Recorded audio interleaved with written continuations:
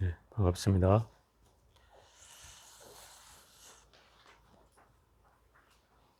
오늘은 이제 자선이 시간에 아마 마지막 시간이 될 것 같습니다. 15쪽인가요? 17쪽? 아, 16까지 했구나.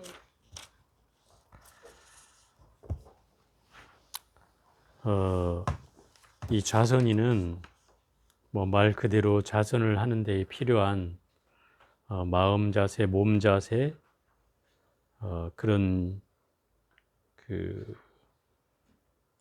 원리, 뭐 이런 것들이 다 나오는 내용이에요. 경전에는 이 자선에 관한 내용이 구체적으로 나와 있는 데는 많지는 않아요. 그래서 제가 이제 이 책을 선택하게 된 것이고, 물론 제가 그 앉는 거에 대해서는 얘기를 했었지 않습니까? 이게 이제 인도에서 앉는 좌식의 방법이 부처님께서는 깨달음을 얻을 때 길상자를 하고 앉으셨다 그랬어요. 길상자는 오른발과 오른손이 위로 올라가는 자세예요. 지금 현재 이제 거사님들이 하고 있는 자세고, 또 항마자는 왼쪽 발과 왼쪽 손이 올라가는 게 항마자예요.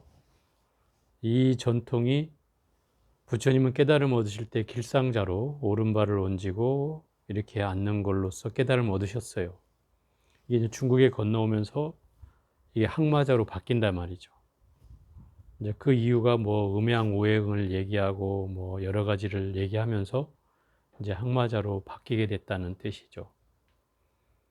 그래서 그 전통을 이제 우리나라도 따르다 보니까 이제 뭐 선방뿐만 아니라 참선을 가르치는 데 가보면 남자 여자 공이 왼발을 올려라 이렇게 보통 가르치거든요. 보통은 그렇게 가르쳐요.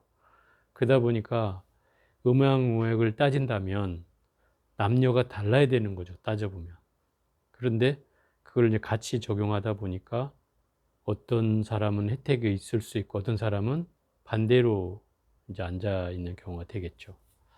근데 사실 따져보면 그 음양오행을 딱 빼고 얘기를 해보면 부처님이 앉는 방식이 길상자라는 자세와 항마자라는 자세를 가지고서 얘기를 한다면 좌우를 같이 앉아도 되는 거 아닐까라는 생각을 하게 된다 이 말씀이죠.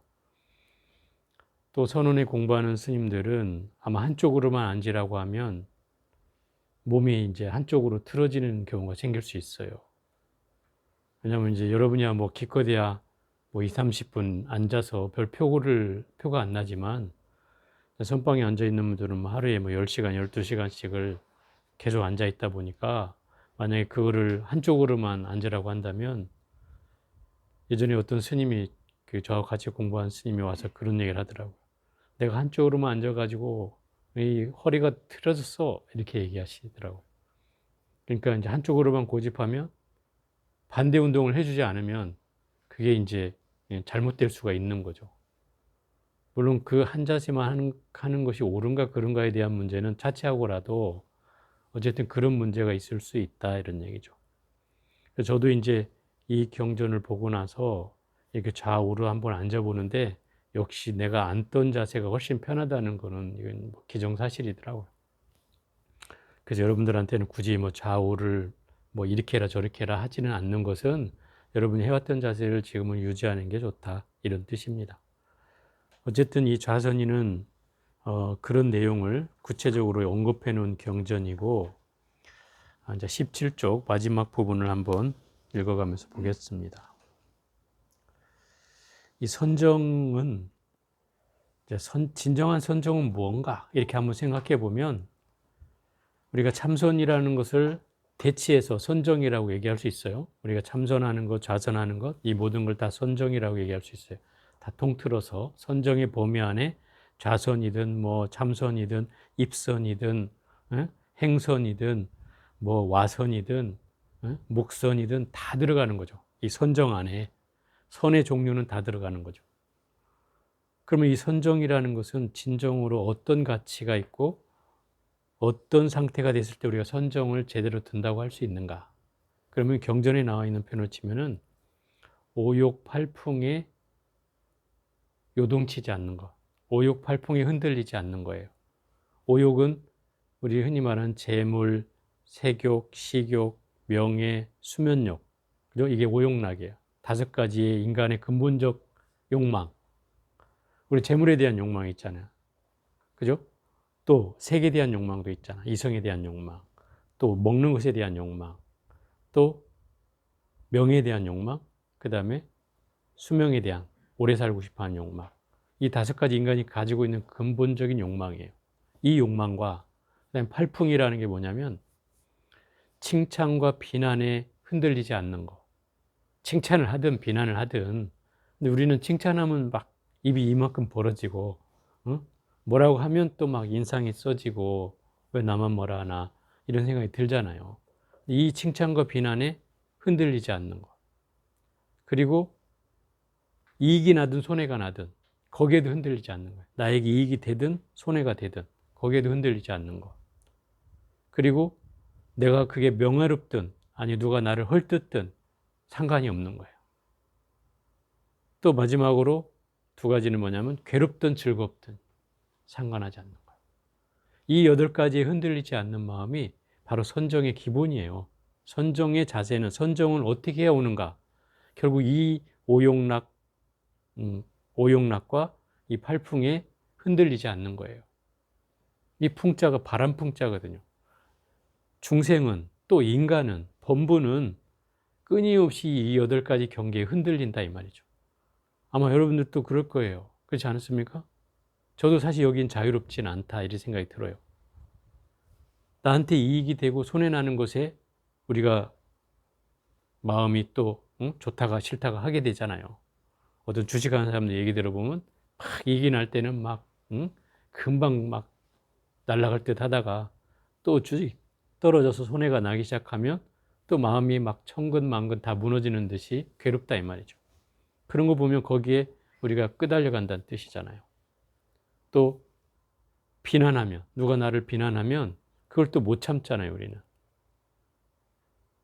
근데 이런 경계를 보면 부처님이 그 경전에 그런 얘기를 많이 해놨죠. 복국에도 나온 얘기지만 칭찬을 하든 비난을 하든 흔들리지 말라고 하는 거예요. 흔들리지 마라. 이게 선정은 바로 이런 경계에서 나온다는 거예요. 예를 들어서 우리가 주변에 소음이 난다. 그러면 소음에 끌려가는 마음이 있잖아요. 원래 정진의 깊이를 들어가려면 사실 첫 번째는 이 오욕팔풍이 흔들리지 않는 것이고 그게 이제 그러면 선정력의 첫 번째 자세가 되는 거예요. 기본 자세가 갖춰진 거예요. 그게 흔들리지 않으면 그 다음에는 이제 안이비설신이에 걸리지 않는 거예요. 안이비설신이. 이건 능원경에 나오는 얘기예요. 안이비설신은 뭐예요? 눈, 귀, 코, 혀, 몸, 생각이라는 것에 걸리지 않는 거예요. 우리 맨날 그러자 어떤 사람, 스님 저 눈을 감고 하면 안 돼요? 이렇게 물어보잖아요. 눈 뜨니까 자꾸 뭐가 보여서 정진하는데 방해가 돼요. 사실 그것도 걸리지 말아야죠. 눈이 떠 있어도. 왜냐하면 마음이 작용하는 것이 눈이 작용하는 게 아니거든요. 그런데 우리는 눈이 떠서 뭐 보여진다고 해서 거기에 끄달린다고 하면 이미 우리는 육식의 경계에서 헤어날 수가 없는 거다. 또 들리는 소리에 괴로워하면 또 정진하기 힘든 것이고, 그죠? 또 냄새에 괴로워해도, 또 맛에 괴로워해도, 또 몸뚱아리에 느껴지는 감촉에 괴로워해도, 또 생각으로 번민해도 이런 괴로움에서 해나지 못하면 우리가 선정을 얻기는 힘들다. 그럼 선정이라는 건 고요한 상태를 말하는 거잖아요. 고요한 상태. 고요하다는 것은 어디에도 내가 천착되지 않고 어디에도 끌려가지 않고 그냥 나를 고요히 지켜본다는 뜻이다 이 말이에요. 고요히 지켜보게 되기 때문에 거기에 모든 경계가 다 쉬는 거예요. 그렇지 않겠어요?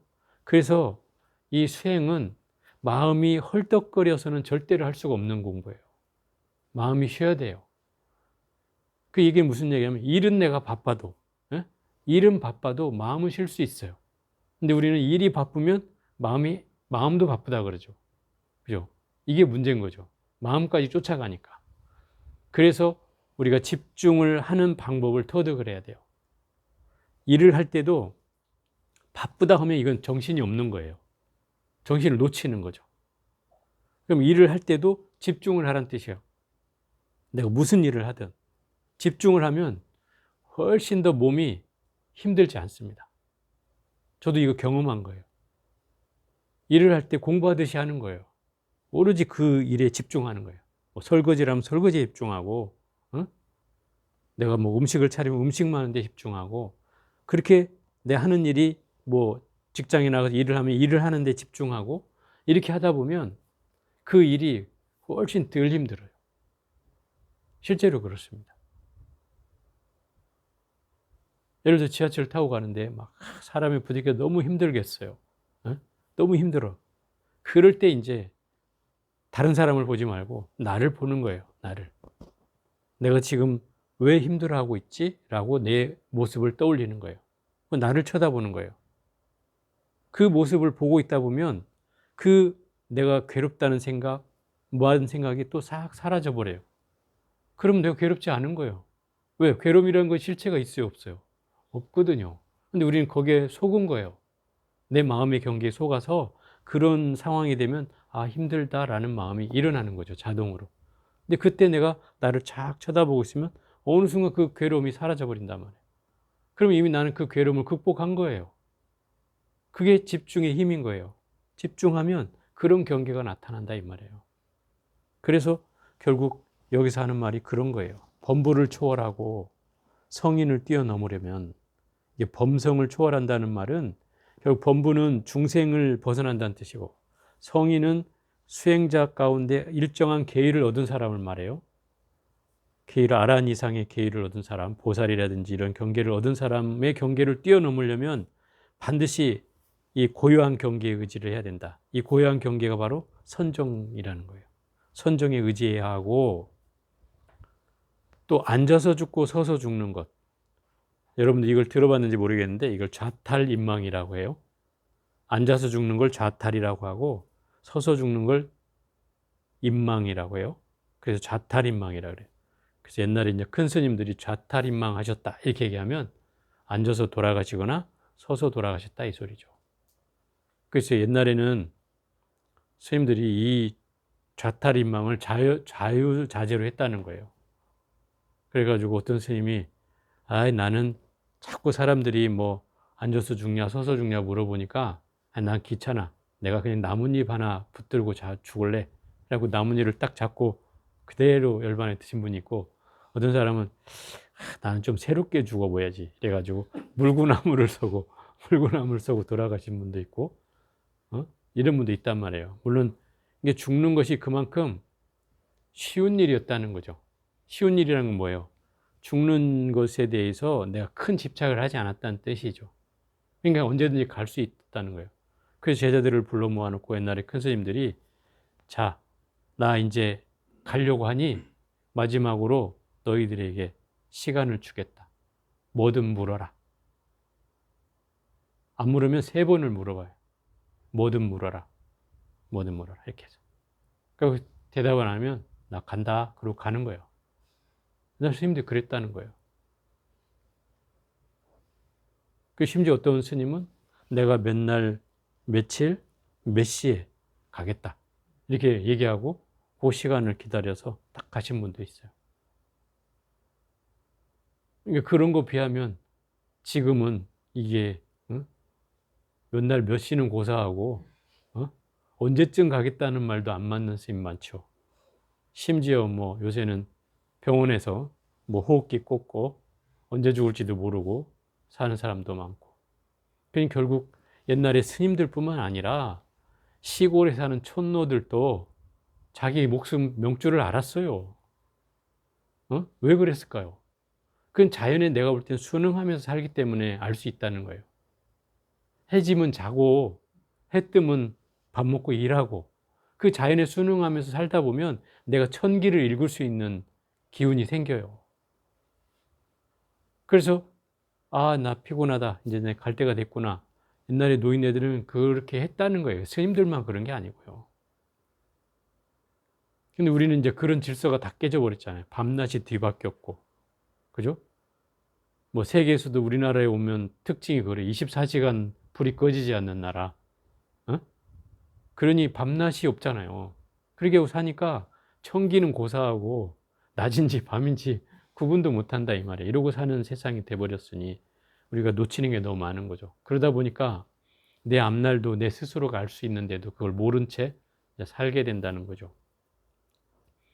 그런데 이 좌탈인망이라는 것도 선정력에 의지한다 이 말인 거예요. 내가 고요한 앉아있는 힘에 의해서 좌탈인망을 가능하게 한다 이 말인 거죠. 반대로 얘기해 보면. 그럼 좌탈인망을 얻고 싶으면 어떻게 해야 되겠어요? 참선을 해야 된다는 거죠. 선정을 해야 된다는 거예요. 선정이란 아까 말한 대로 앉아만 있는 게 선정이 아니라고 했어요. 다니면서도 할 수 있고, 말을 하면서도 할 수 있고, 침묵하면서도 할 수 있고, 누워서도 할 수 있고, 앉아서도 할 수 있고, 다 할 수 있는 거예요. 그게 선정이에요.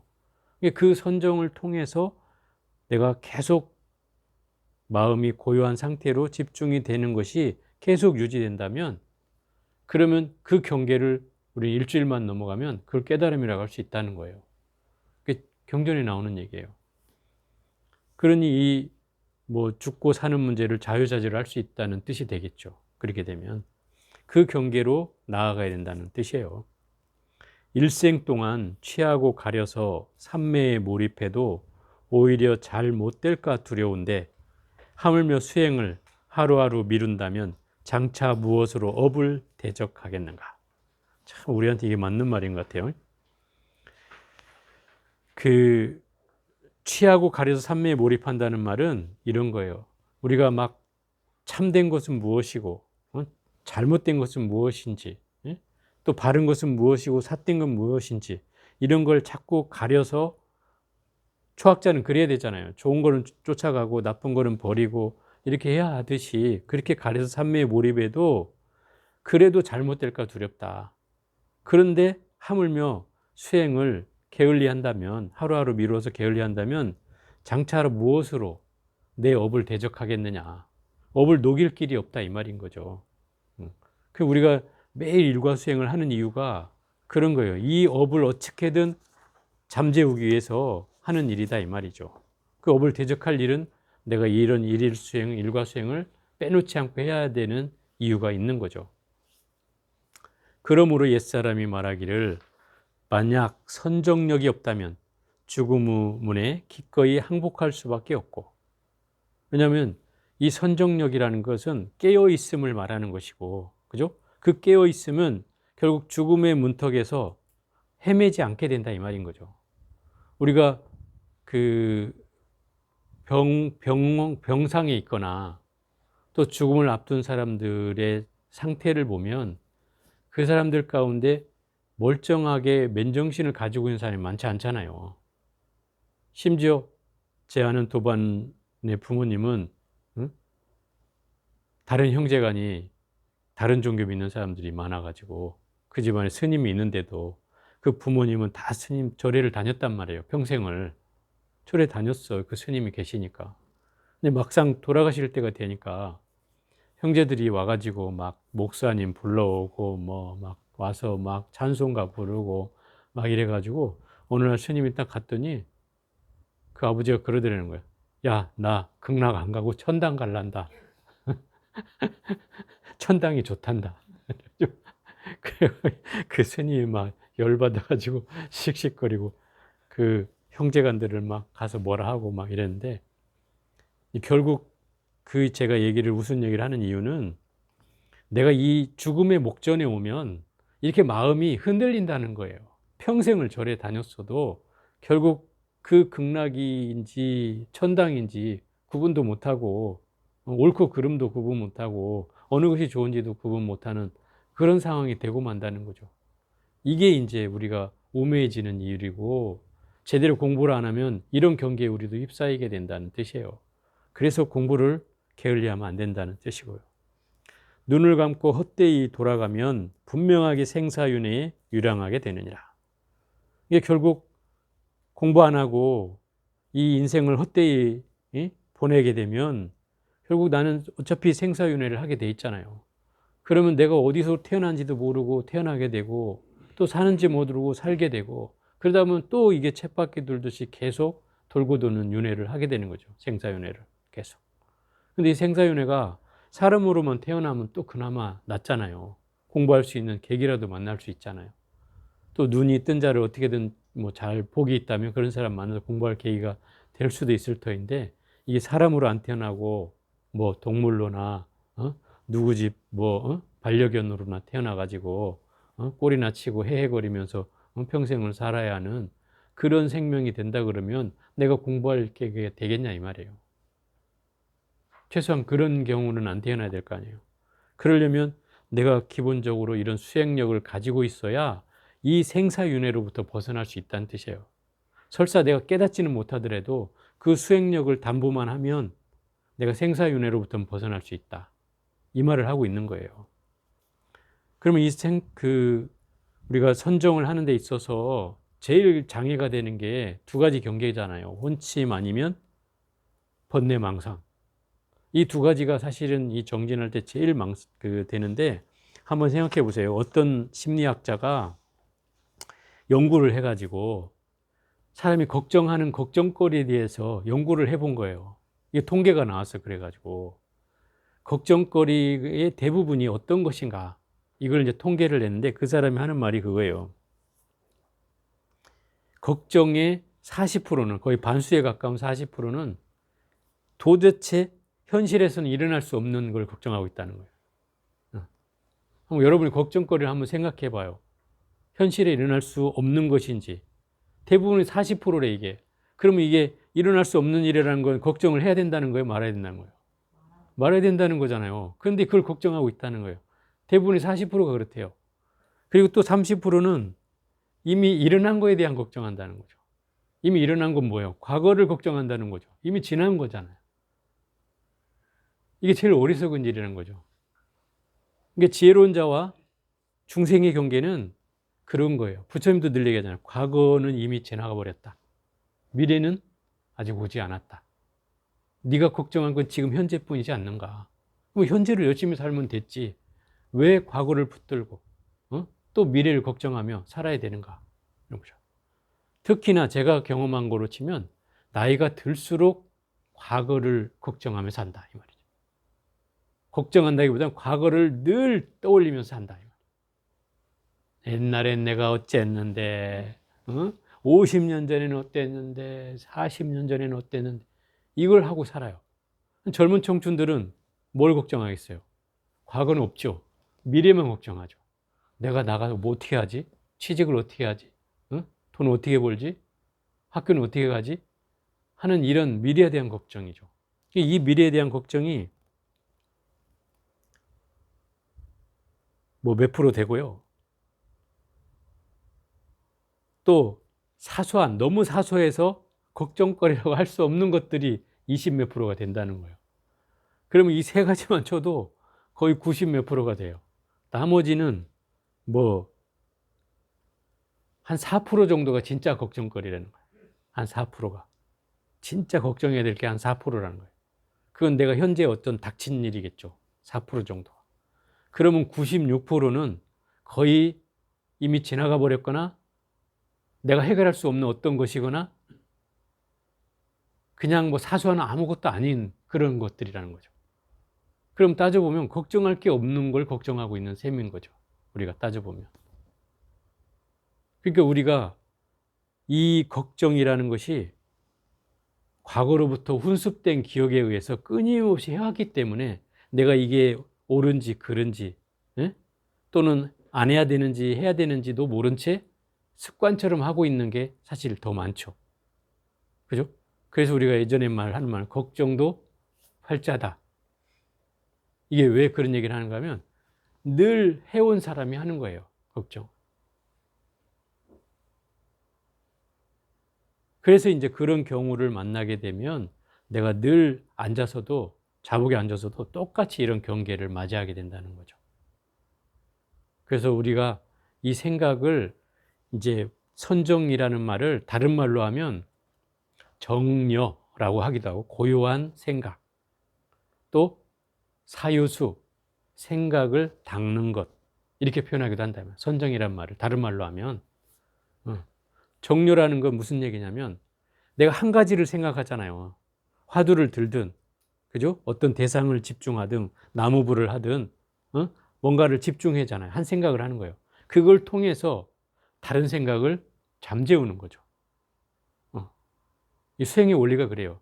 왜냐하면 그 생각이라는 것을 한 가지를 통해서 한 가지를 집중함으로 해서 다른 생각을 못 들어오게 하는 거죠. 그게 비파사나의 원리예요.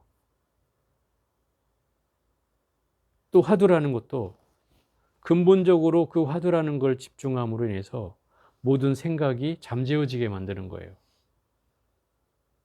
그러니까 생각으로 생각을 다스린다 이 말이죠. 어? 이사치사 이런 말이에요. 이열치열이 아니라 이사치사, 생각으로서 생각을 다스린다 이 말이죠. 이게 수행의 원리다 이 말이죠. 그러니까 중요한 건 뭐겠어요? 한 생각인 거예요. 한 생각. 일념인 한 생각이에요. 그 한 생각으로 모든 만념을 다 잠재우는 거예요. 그게 우리의 수행의 원리다. 그렇기 때문에 이 생사윤회를 하지 않는 방법은 바로 일념을 통해서 무념으로 나아가고 그 무념을 통해서 이 선정력을 담보한다면 지혜는 자연스럽게 나한테 다가오게 돼 있고, 그렇게 된다면 결국 우리는 생사윤회로부터 유랑하게 되지 않게 된다 이 말인 거죠. 바라건대 모든 참선 수행자들이여 이 글을 3번 되풀이하여 읽으면 자리이타하여 모두 정각을 이루게 되리라. 이 3번 되풀이하여 읽으면이라는 말은 제가 좀 그 책에는 그렇게 나와 있지만 이거를 이렇게만 읽어서는 안 될 것 같고, 이 말은 이것을 지금 이 경전의 내용을 열심히 읽고 그걸 잘 실천해서 여러 번 수행을 하면 아마 이렇게 저는 얘기를 해요. 왜냐하면 그래야지 자리이탈을 하고 정각을 이룰 수 있는 거지, 이렇게만 3번 한다고 정각을 이룬다 하면 이건 무슨 뭐 이게 영험 있는 책도 아니고 그렇잖아요. 그래서 제가 이제 이 경전을 읽으면서 이제 이해가 됐던 거는 이 좌선이의 그 가르침을 내가 꾸준히 간절한 마음으로 실천을 하면은 자리이타하여 모두 정각을 이루게 되리라. 이런 뜻으로 저는 읽었어요. 그래서 이 좌선이는 결국 내 개인의 몸뚱아리를 살피고 그 몸뚱아리가 흐트러지지 않게 단정하게 자세를 갖추어서 앉아서 내가 일으켜지는 혼침과 번뇌 망상을 잠재우고 오로지 선정력에 의해서 고요한 마음 상태를 유지해서 결국 지혜를 나타나게 하는 그런 수행 방법을 써놓은 내용이 바로 이 좌선이라고 할 수 있어요. 그래서 이 좌선이는 뭐 참선을 한 사람에게는 제일 기본적으로 읽어야 되는 책인데 제가 여러분들에게 이제 이런 내용을 소개해 드리고자 했어요. 이 좌선이 전문은 제가 한번 읽어볼 테니까 여러분들은 귀로 한번 들어보시고 이걸 끝으로 하여튼 좌선이는 마무리하겠습니다. 좌선이 반야를 배우는 보살은 먼저 대비심을 일으키고 넓고 큰 서원을 바라며 정밀하게 삼매를 닦아 중생을 제도할 것을 맹세하고 자신만을 위해 해탈을 구하지 말아야 하느니라. 일체의 반연을 놓아버리고 만 가지 일을 쉬어서 몸과 마음이 한결같고 움직임과 고요함에 틈이 없어야 하느니라. 음식의 양을 헤아려 배부르거나 배고프지 않게 하고 잠을 조절하여 부족하지도 지나치게 하지도 말지니라. 좌선을 할 때는 고요한 곳에서 방석을 두껍게 깔고 허리띠를 느슨하게 하고 몸가짐을 정돈한 후에 결과부자하되 먼저 오른발을 왼쪽 널쩍 다리 위에 놓고 왼발을 오른쪽 넓적 다리 위에 놓는다. 혹 반가부자를 해도 좋으나 단지 왼발로 오른발을 누르면 되느니라. 다음으로 오른손을 왼발 위에 놓고 왼쪽 손등을 오른쪽 손바닥 위에 놓으며 두 손 엄지손가락 끝을 서로 맞대고 서서히 몸을 편 다음 전후좌우로 몇 번 움직여서 몸을 바르게 하고 단정히 앉을지니라. 왼쪽으로 기울거나 오른쪽으로 치우쳐서도 안 되며 앞으로 구부리거나 뒤로 젖혀서도 안 되고 허리와 척추, 머리와 목을 서로 일직선이 되게 하되 모습이 푸드와 같게 하고 또 몸을 지나치게 곧게 세워서도 안 되며 호흡이 가빠서 불안하게 해서도 안 되느니라. 귀와 어깨가 나란히 되게 하고 코와 배꼽이 일직선이 되도록 하며 혀는 입 천정에 대고 입술과 이는 지그시 다물고 눈을 가늘게 떠야 혼침과 졸음을 면할 것이니라. 만약 이렇게 하여 선정을 얻으면 그 힘이 가장 수승할 것이니라. 옛날 선정을 닦던 고승은 언제나 눈을 뜨고 자선하였고 법은 원통선사 또한 눈을 감고 자선한 자를 꾸짖어 깜깜한 흑산의 귀신굴이다 라고 하였으니 여기에 깊은 뜻이 있어 통달한 자는 알 것이니라. 몸의 모양이 이미 안정되고 호흡이 조절되었으면 아랫배를 느슨하게 하고 일체 선악을 생각하지 말라. 생각이 일어나면 곧바로 알아차려야 하고 알아차리면 곧 사라지리라. 오래도록 반연을 잊으면 저절로 한 덩어리를 이루리니 이것이 자선의 중요한 비결이니라. 간절히 말하자면 자선은 몸과 마음을 편안하게 하는 법문이지만 사람들이 흔히 병을 얻는 일이 많은 것은 대개가 마음을 잘못 쓰기 때문이니라. 만약 이러한 뜻을 잘 이해한다면 자연히 온몸이 가벼워 편안해지고 정신이 상쾌해지며 정념이 분명해지고 법의 진정한 맛이 정신을 북돋우어 고요하고 맑은 법의 즐거움을 누릴 것이니라. 이미 깨달은 사람이라면 용이 물을 얻는 것과 같고 호랑이가 산에 든 것과 같다고 할 수 있지만 만약 아직 깨닫지 못한 사람도 바람 부는 쪽으로 풀을 풀어주는 것과 같아서 많은 힘을 쓸 것이 없느니라. 긍정하는 마음을 지닌다면 결코 잘못되지 않느니라. 도가 높을수록 마구니가 치성하여 역경계와 순경계가 망가지나 되지만 다만 정념이 현존한다면 일체에 걸릴 것이 없고 능엄경과 전태지관과 규봉의 수중의에서 마구니의 일을 다 밝혀두었으니 미리 대비하여 잘못됨이 없는 자는 가히 알지 못하는 것이 없느니라. 만약 선정에서 나오려고 한다면 천천히 몸을 움직여 편안하고 조심스럽게 일어나되 갑작스럽게 일어나서는 안 되느니라. 선정에서 나온 뒤에도 언제나 방편에 의지해 선정력을 지키되 마치 어린아이를 감싸 보호하듯 하면 선정력이 쉽게 이루어질 것이니라. 무릇 선정 일문이 가장 급한 일이니라. 만약 참선으로 고요한 마음을 편안하게 이루지 못한다면 여기에 이르러 모두 망연하리라. 이 때문에 구수를 찾으려면 마땅히 물결을 고요하게 해야 할 것이니 물결이 출렁이면 구수를 찾기 어려우니라. 물이 고요해서 맑아지면 마음 구슬은 저절로 나타나느니라. 그러므로 온각경에서 걸림없는 청정지에 선정에서 생겨나네라고 하였고 법화경에서 한적한 곳 머물러서 그 마음을 닦으며 섭수하되 편안히 머물러 부동하기를 수미상과 같게 하라고 하였느니라. 범부를 초월하고 성인을 뛰어넘으려면 반드시 고요한 경계를 의지해야 하고 앉아서 죽고 서서 죽는 것도 반드시 선정력의 의거함을 알아야 하느니라.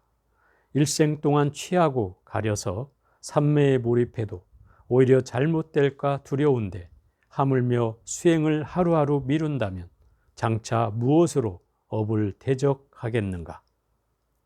그러므로 옛사람이 말하기를 만약 선정력이 없다면 죽음의 문에 기꺼이 항복할 수밖에 없고 눈을 감고 헛되이 돌아가면 분명하게 생사윤회에 유랑하게 되느니라 하였으니 바라건대 모든 참선 수행자들이여 이 글을 3번 되풀이하여 읽으면 자리타하여 모두 정각을 이루게 되리라.